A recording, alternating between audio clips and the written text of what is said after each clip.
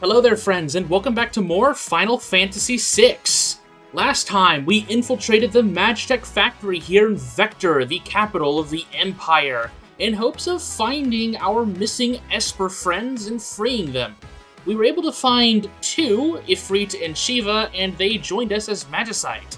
And today, we're hopefully going to continue and find our way into the Magitech research facility to hopefully complete our objective. In terms of any adjustments that I made, the only real thing I did was I gave Celeste here Kieran, as I want her to try and get Kira and Regin and maybe even Libra by the time this is all said and done. There's one more room here in this little basement area that we did not go into, and this is going to be our way forward. There are enemies in this long stairwell, so hopefully we can encounter them. There's, trappers. Alright. Program 18 right there slows down our party. Ideally, we can just kind of auto-battle this. Level 4 player only hits people, at levels based on divisible by 4. Thankfully, the only one who's actually weak to that would be Locke, which is honestly okay. Locke is level 16. Locke is not really that important right now in our team. So, him taking the death right there is perfectly alright. He is the closest to leveling up, so hopefully we can at least get something. But now that we have the Trapper there identified, let's see here. Honestly, that is one of two enemies in this area, if memory serves right. Let's go ahead and just use a high potion to heal up. I don't want to waste MP. I mean, MP isn't really all that important right now, especially since we got a full heal, but I definitely want to try and conserve it. Nope, we're just getting more trappers. Okay, I need one more enemy type in here. Ideally, we can take these guys down before they do level 4 flare. Nice, awesome. Save and learn Blizzard, perfect. Alright, come on, give me this last enemy type. I don't want to leave without it. Getting enemies that spawn in here are a pain in the butt later down the road, so I just want to deal with it now. There's level 5 death. If any of your party members are levels that are divisible by 5, then they can be affected by level 5 death. These trappers are pretty dangerous, so maybe have your characters at a prime number, like 17. Hopefully 17 is a prime number. I don't know, I haven't been in a math class in a while. I might be wrong there. But usually, those type of abilities in video games don't usually target prime numbers. There's Program 18, which is just the attack that we saw earlier. Doesn't really do anything too crazy. Okay, finally, we got General. This is the last enemy here on the stairwell. There's Bio Attack, which will just add the Bio Poison status ailment to a character. Not really all that dangerous, as it doesn't do too much damage. The added stamina bonus might actually help out with that extra damage, but because it only does 9 damage a tick, it's not really that bad. Alright, Green Cherry, that helps with the Imp status ailment. We don't need to worry about that just yet. And we are now inside of the Magitech Research Facility. Now, this is technically designated as a different dungeon with its own loot system compared to the Magitech Factory. There's only one chest we need to worry about here, and I think, if memory serves, it should be around here. But right now, I'm going to deal with these destroyers. Unfortunately, it seems like they drain lightning magic, so hopefully I can just take them down without Celeste fully healing them. Okay, well, I'm just going to keep the auto battle going, because hopefully, yeah, there we go. Locke deals with it. Fyra, Rasp, and Osmos. There we go. Locke gained the Strength +1 from Ifrit.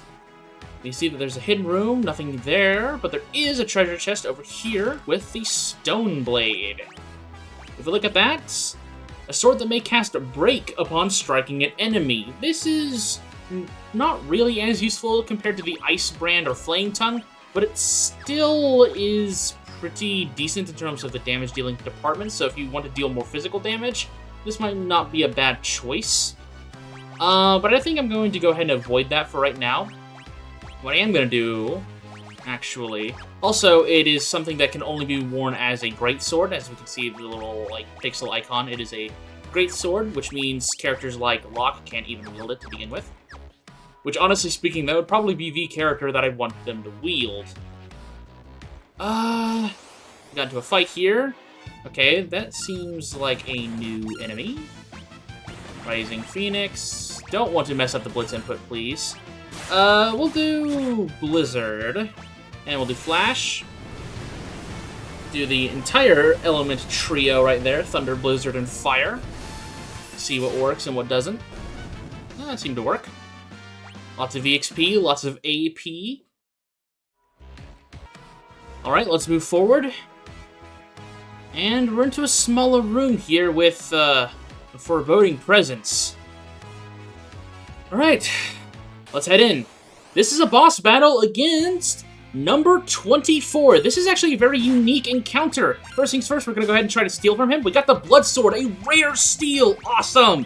Number 24 has a unique gimmick to be able to switch his weakness, but he's also a character that will absorb the, I'm gonna go ahead and act while I talk, will absorb elements that he is currently not weak to, so we need to be very careful about how we attack him. Now, because of this, oh, Bio Blast on everyone, it looks like? I'm gonna try and remedy that. There's Barrier Change, he switches his weakness. Something that we can do is we can actually use ailments to slow down our opponent's advance, as there is actually a pretty decent chance that he gets affected by spells like Sleep or Imp. Now we're going to use this time to actually attack Edgar to snap him out of this. We're going to heal with Lock.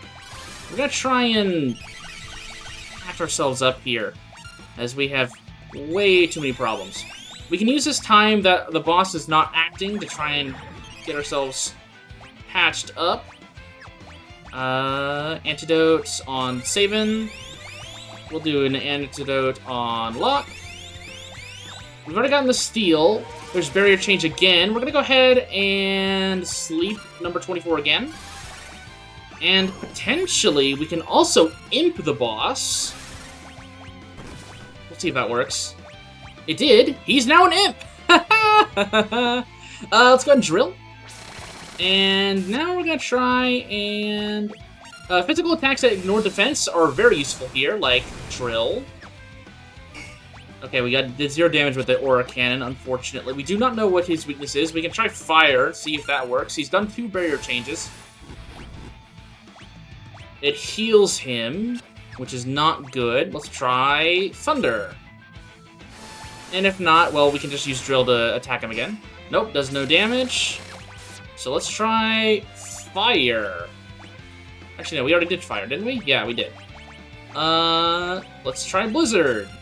There's the crit. Whenever you're in Imp stance, you do crit damage, so we need to cast Sleep on him as soon as possible. We'll have Celeste heal everyone up.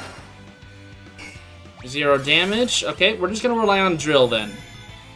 We're just going to keep sleeping and imping the boss and seeing what happens here. We can potentially try something else here, but I'm not going to worry about that just yet. Let's go ahead and slow the boss.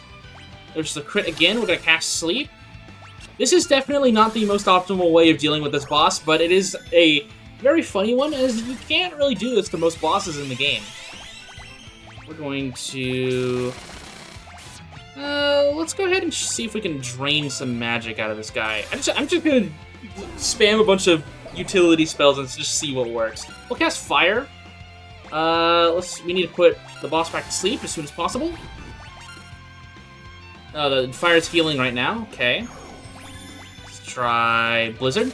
If you have Gao at this point, if you brought Gao along, you can actually use certain enemy rages in order to do earth damage or stone damage, which will be damage that the boss cannot normally ignore. So you can use magic attacks that will just do a crap ton of damage to him, and he won't be able to ignore it with Barrier Change. We're just going to keep trying to just sleep the boss and see what happens. Drill will be our main damage dealer. Eventually he'll go down without too much of a fuss. This is a really interesting way to deal with this guy. We'll just do Float. I mean, we haven't really got to see a lot of these abilities in action before, so, I mean, we get to see something interesting. We also got access to the Blood Sword, but we can't really do much with that right now.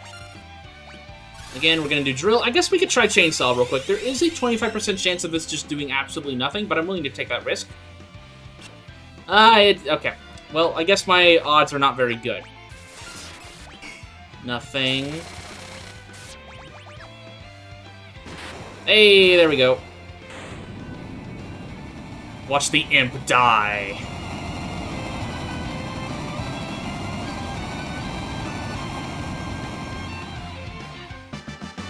Learned regen and cure.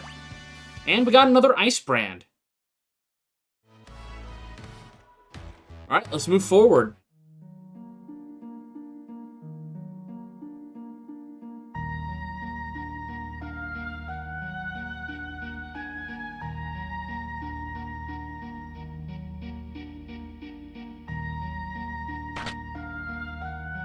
You wish to help us, but we haven't long to live. We will follow Ifrit's example. Our power we entrust to you. What are you doing over there?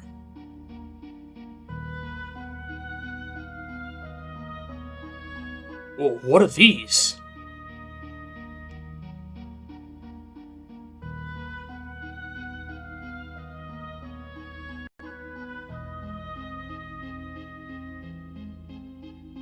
So, when Espers die, they can leave behind the essence of their powers.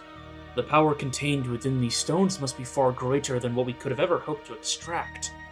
Hundreds of times greater. Interesting.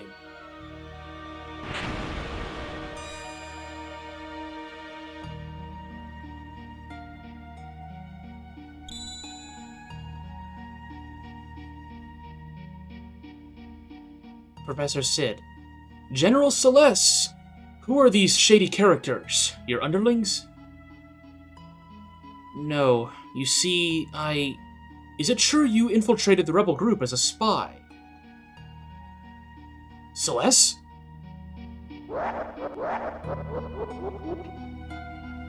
Oh, I see. Magicite! Excellent work, Sid. General Celeste, we needn't keep up this charade any longer. Bring me those magicite crystals. Celeste, you tricked us? Of course not. Please, trust me. The sweet taste of betrayal. Oh, Celeste, that's so... you. Locke, believe me, Now! Kill them all! Locke, let me protect you for once. And maybe then you'll believe me.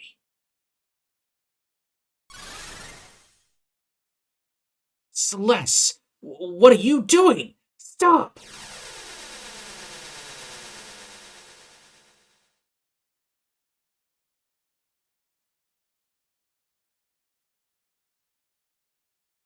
Celeste.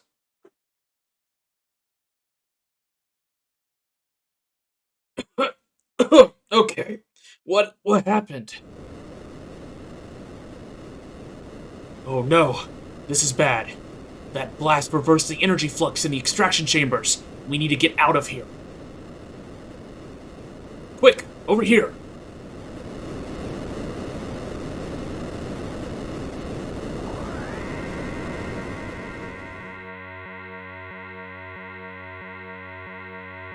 Oh, what have I done? There's no excuse for it, no matter how much Kefka may have threatened me.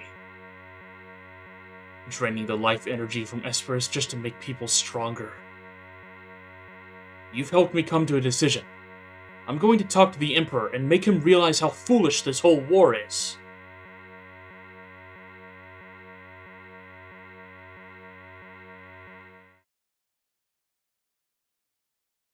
Alright, we get a little bit of time to catch our breath. Celeste has left the party. I made sure to unequip her before that segment, just so we guaranteed had everything that she had equipped originally. But we are now here at a nice little spot where we can not only fully heal ourselves and save, but also look at our new Magicite. First things first, we have Unicorn, which has the ability Healing Horn, which will cure the party of most status ailments. This ignores death. You cannot heal the death ailment. While equipping Unicorn, you can learn Kira, Esuna, Dispel, Protect, and Shell. No level up bonus. Maduin has Chaos Wave. Unleashes a tide of anger on enemies.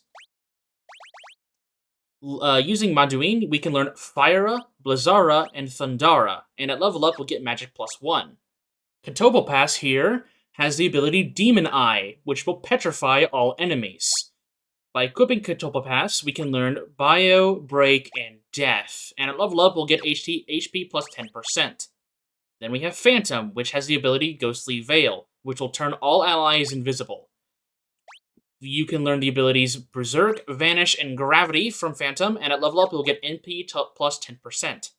Carbuncle has the ability Ruby Light, which will cast Reflect on all allies, and will teach you the spells Reflect, Haste, Shell, Protect, and Teleport. No level up bonus.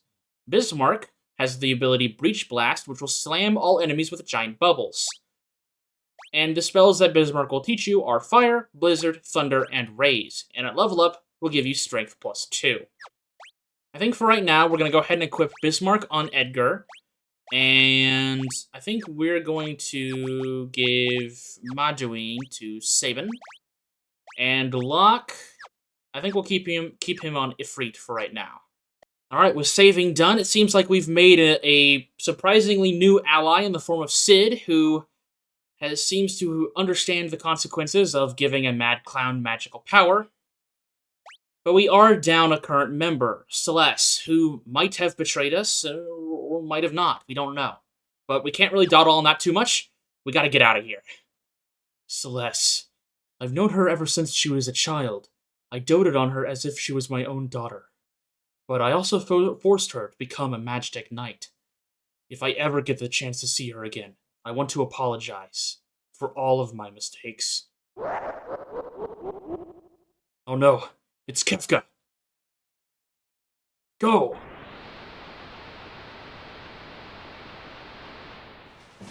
And off we go into another automatic segment on the railway to exit the Magitek Factory. Through here, we're going to be fighting a bunch of enemies like the Magna Rotors. We're going to try and just deal with them as normal as possible. Flash, and we're going to do Rising Phoenix. Locke is going to be sort of playing our healer in this party, for sure. Edgar will be doing some decent magic damage, and Sabin will follow suit with Rising Phoenix if we ever need that problem. I've gone ahead and made sure that the Espers I have equipped are the ones that, if I somehow get level ups and don't have the ability to menu, then they'll give the bonuses that I want, so Magic +1, Strength +1, whatnot. We're riding on the rails here. We're going to be fighting a bunch of enemies during this segment. There's going to be a few enemies that we need to worry about here, but nothing too dangerous that you haven't already either faced before or can't take on. So just kind of set up an auto battle, and if things take a turn for the worse, use one of these boys to heal up. And honestly, this is really the main segment why I wanted to make one of these party members, in this case Locke here, focus more on healing than anything else when it came to learning Magicite magic. As while Celeste has naturally learns Cure, she's not around for this segment, and slinging potions around is very clunky and not very intuitive, as we've already seen with segments like the Phantom Train. It isn't very useful, so having the ability to heal your party reliably is very, very important. Characters like Gao can supply your team well, but because you can't control them directly, it can be a little unreliable. So, you know, might as well give the party member who's guaranteed to be in the segment the ability to heal.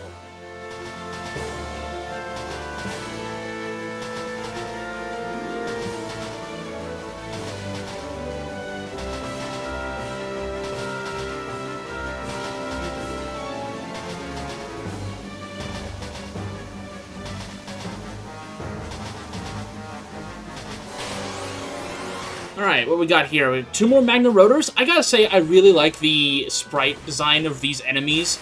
Just like a biomechanical motorcycle. Like, I mean, who doesn't love that? It's such a cool looking design. Thankfully, they're weak to fire, so Sabin can just rip and tear through them, no problem. We should be nearing the end of this segment, hopefully. But we'll see what happens.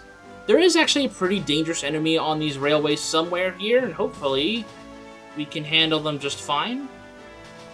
This is a big railway. Nope, 4 more Magna Rotors. That's perfectly okay with me. We are definitely getting a little lower on the HP front when it comes to Locke there, but... and also Edgar, I guess. Missing 200 HP is probably not the best thing for right now, but I think we'll be okay. Lots of EXP, lots of Gil, lots of AP. We can get scrolls here for Shadow eventually, if you want to use those. Should be coming up. Oh, here we go. We're up against number 128 in his left blade and right blade. This fight is a little difficult. First things first, we're going to go to number 128 and try to steal from him. We're going to go ahead and also heal up with Sabin. We couldn't steal, which is not great, but...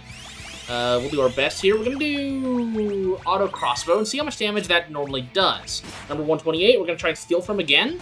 There is something a little powerful that we can get from 128 that I'm going to try and grab.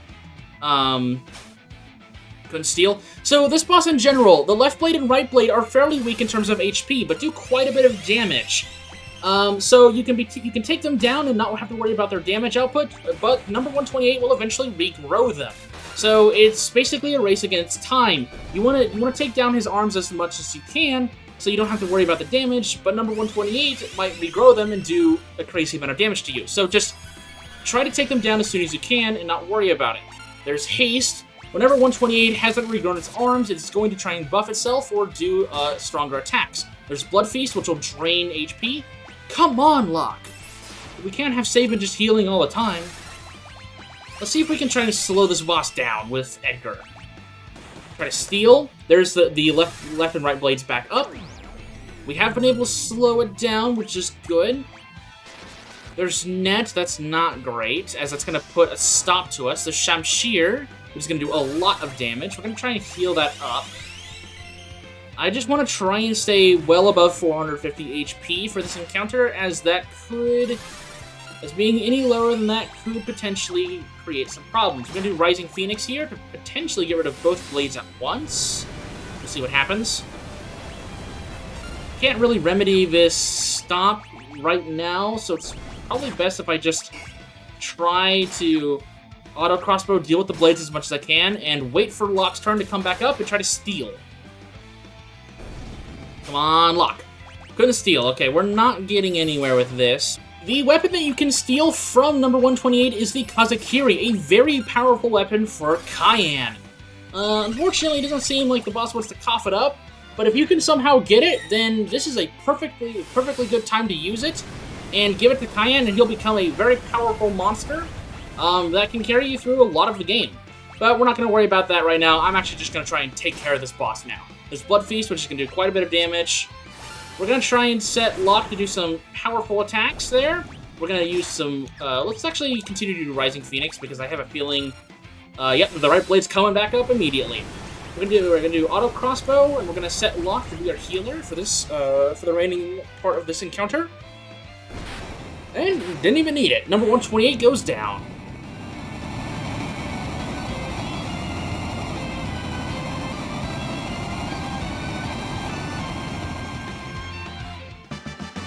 Alright, 10 magic AP for our troubles, and a tent.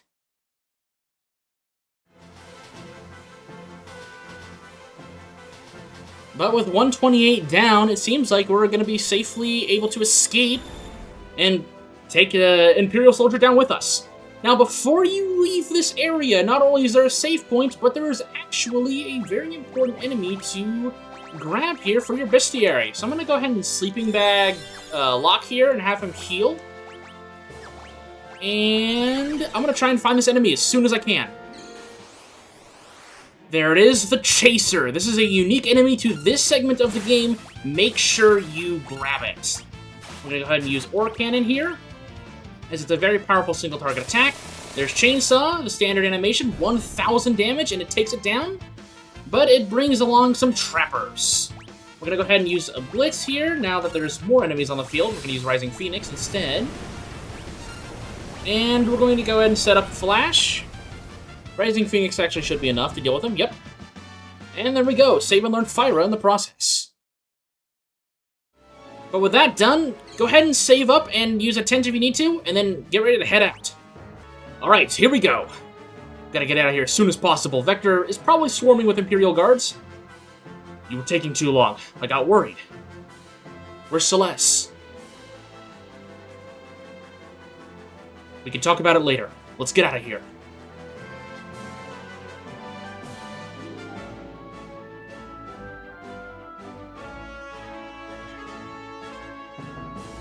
Crud! What a mess.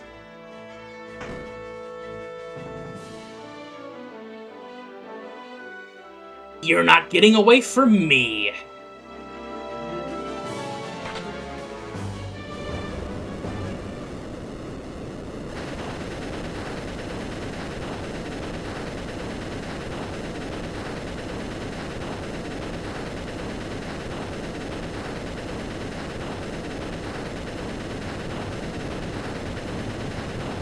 We'd better not overstay our welcome. Let's get out of here, fast. That sounds like an excellent idea, but it seems we're rather in demand. Here they come.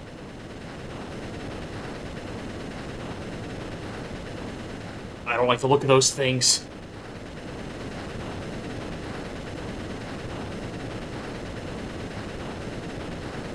Whoa, what are those?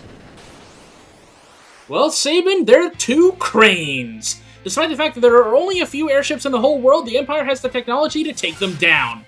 We also have access to Setzer here, who has a unique ability, the Spam A button. The slot that, well, he's a gambler, so of course, he's going to have a slot machine as his main gimmick. If you get lucky enough and you use the right inputs, you might get something very useful. Oh, we got 3 chocobos right there. The cranes have a interesting reaction to fire magic, so try to avoid using it as much as possible.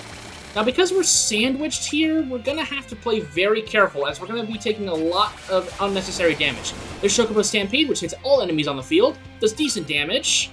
We're going to go ahead and just try to take down one of these cranes at a time. There is also a pretty useful steal here. A tool for Edgar, the Debilitator, but we're not going to worry about that right now. I'm going to prioritize survival over everything else. So we're going to use Aura Cannon and try to take down at least one of these things as soon as possible. There we go, Mysidian Rabbit. Unfortunately, I botched the slots again. There's some pretty useful slot buttons that we can use here, but I'm not going to worry about them too much. I'm going to go ahead and use Edgar here to heal. Yo, we got 3 diamonds? Ooh. Couldn't steal there. Alright, Setzer, let's see what you got. I guess we can go ahead and set up a blitz as well. Prismatic Flash. 728 damage, and it finishes off. Setzer is defending his own ship with style.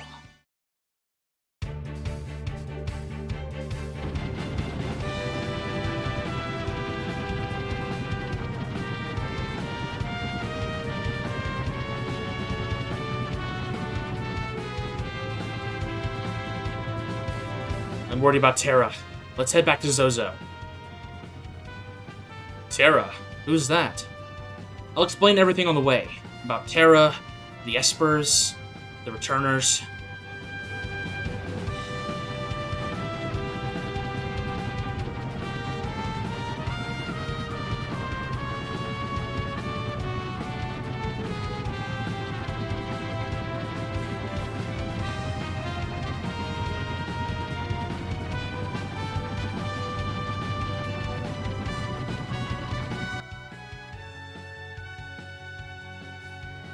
Everyone's here. Terra.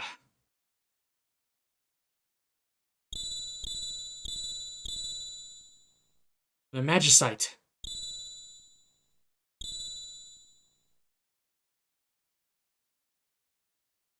Father? I remember now. I was raised in the Esper world.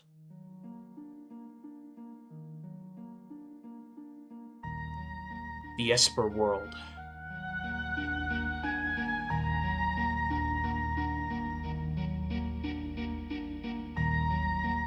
Next time on Final Fantasy VI, we explore the Esper world and find out the connection between Terra and the Espers. So with that said, I'll see you soon.